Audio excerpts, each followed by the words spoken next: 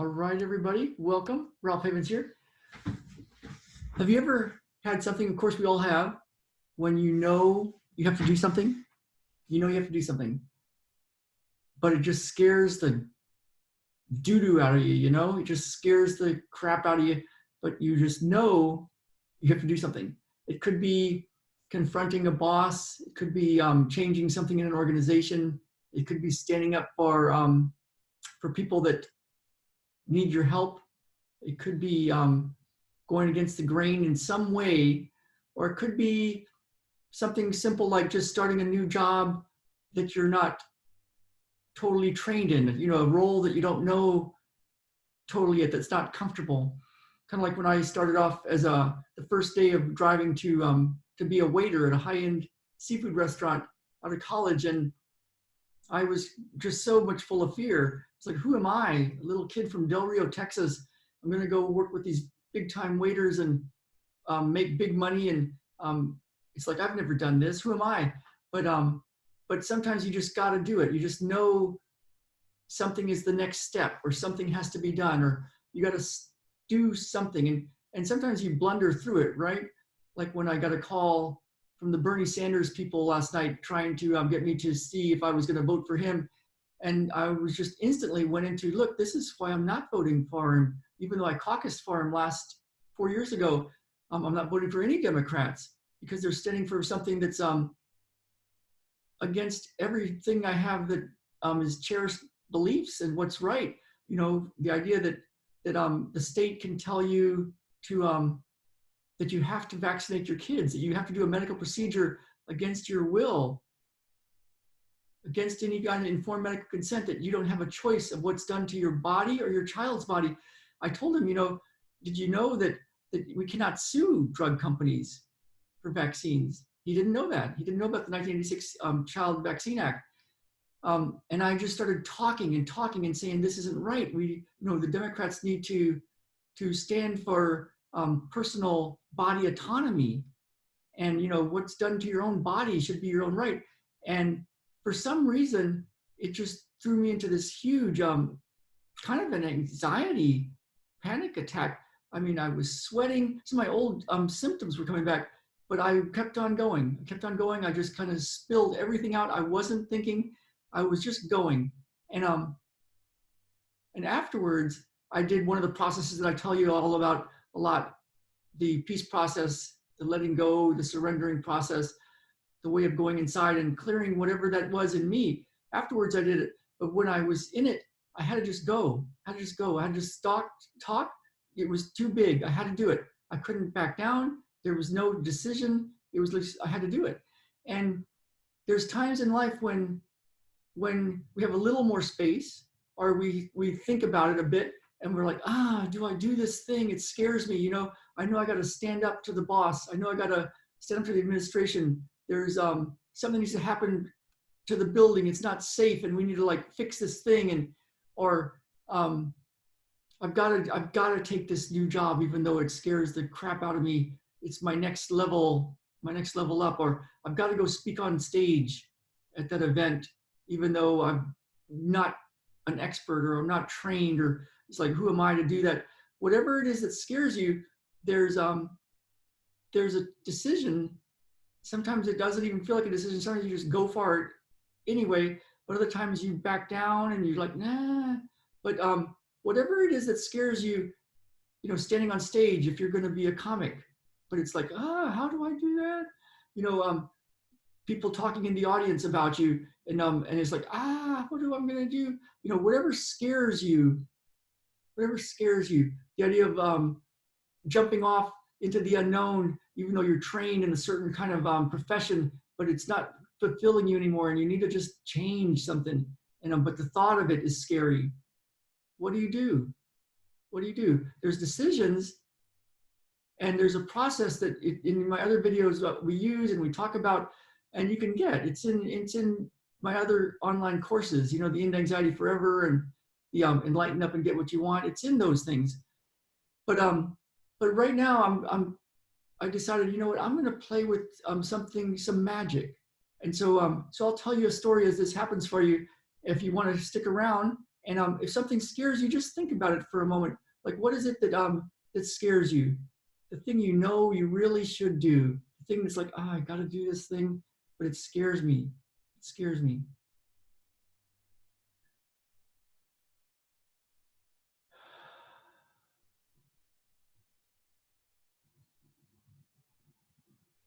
And then for the next few moments, you can just notice my hands if you want.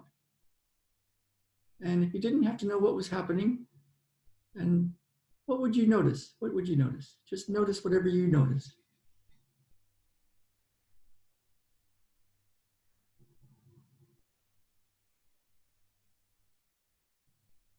You know, I have people that ask me, how do you do matrix energetics? And what is it? And how does it work?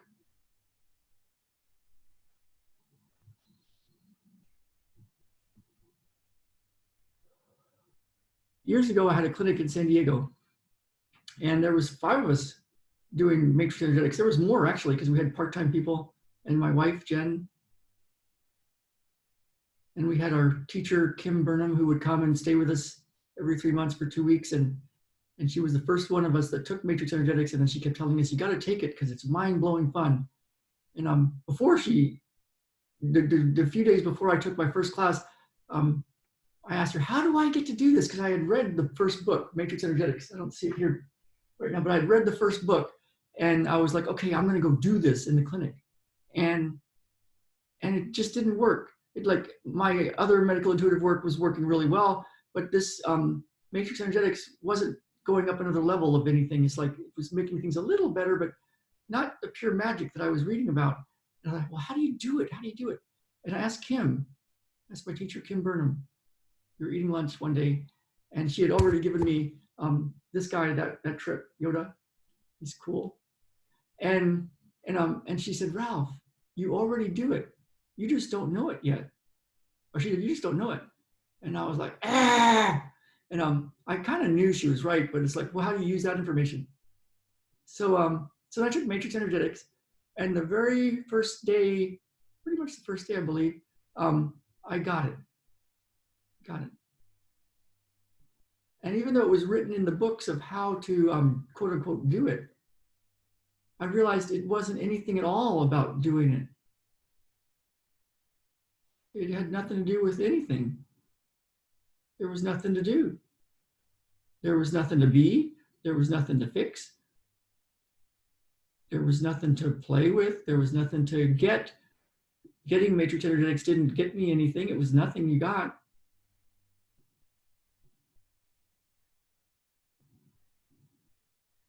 And so sometime later, I had a call from somewhere in the deep south of the United States, and it was this physical therapy student.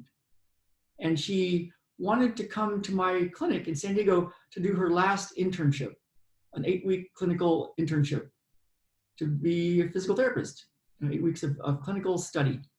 And so we'd done it with other students from the Los Angeles area, different colleges and stuff.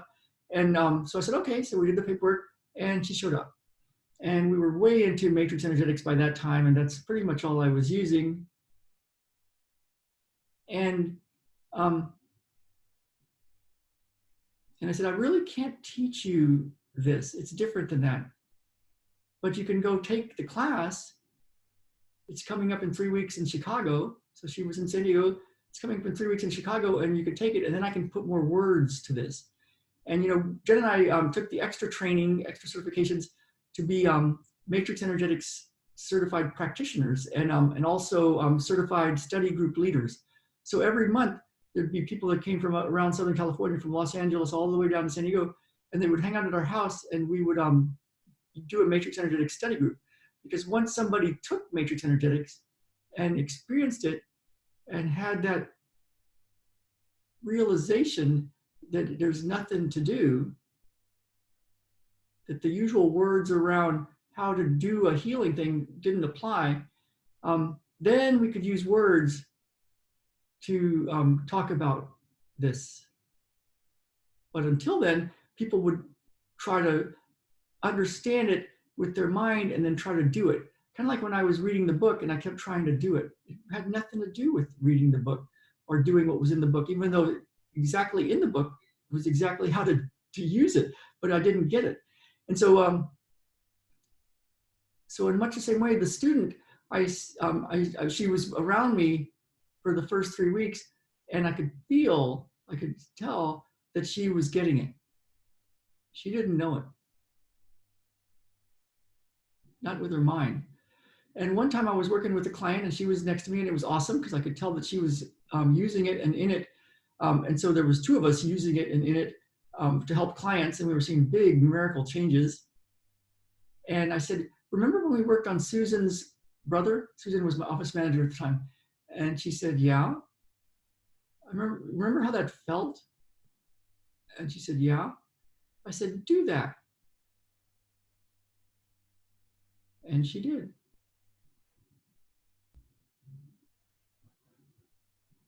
And then 3 weeks after she started with me, she went to Chicago. She took 5 days of being in this matrix genetics class, which basically the coolest part about that is you're in the space of that.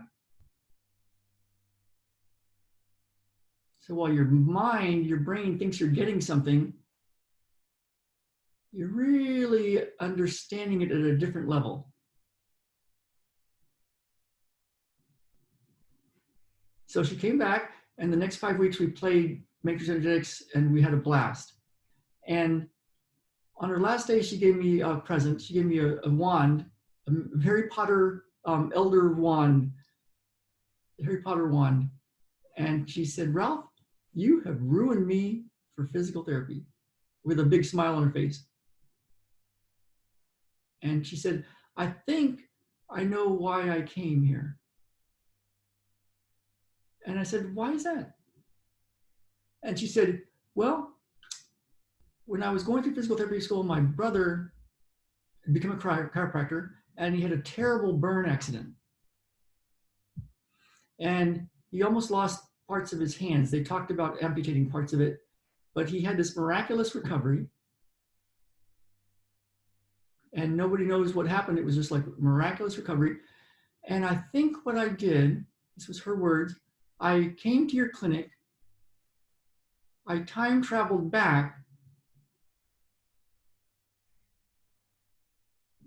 everything changed, and then I had to come to your clinic again to play it out in this reality. Now, this was a regular person before she interacted with this work, with this stuff, whatever this is. You can see why I went 2 years without doing anything but this stuff. And then I came back around to using everything that I've been taught, everything I've learned, everything I'm continuing to learn, more stuff that I'm learning. And I realized this morning, you know, when we think of the atom, electrons are going around the nucleus of the atom, and then there's a ton of space and then a really tiny dot of the physical stuff, supposedly, that's the proton and neutron. And the electrons, the quantum physics guys, will tell us that they appear to pop into existence and out of existence. They act very funny. And I thought, oh, wow, if an electron can pop into the space of nothing and then pop back into the space of here's some physical reality, why can't we? Maybe that's what we're doing too. Isn't that cool? So even though some stuff might have gone over your head, that's awesome because it has nothing to do with your head. Okay. So if you like this sort of thing, if you noticed a change, if something is different for you right now, would you notice it? You might want to test something and see how it is, how life is different. You might think of that thing that scares you and see if it still scares you or if it's somehow different.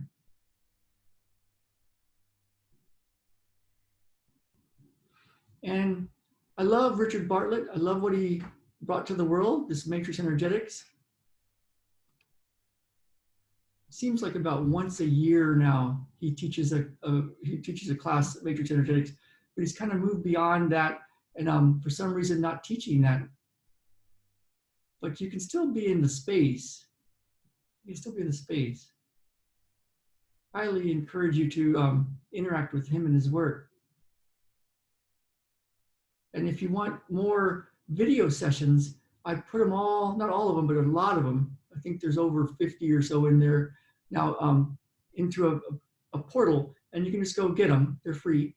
Matrix. You can go to ralphhavens.com/matrix. ralphhavens.com/matrix. And go play with them. Play with them and see what you think. I'd love to hear what you guys notice. Let me go see what everybody's talking about here on Facebook. I haven't been noticing what the thing is here.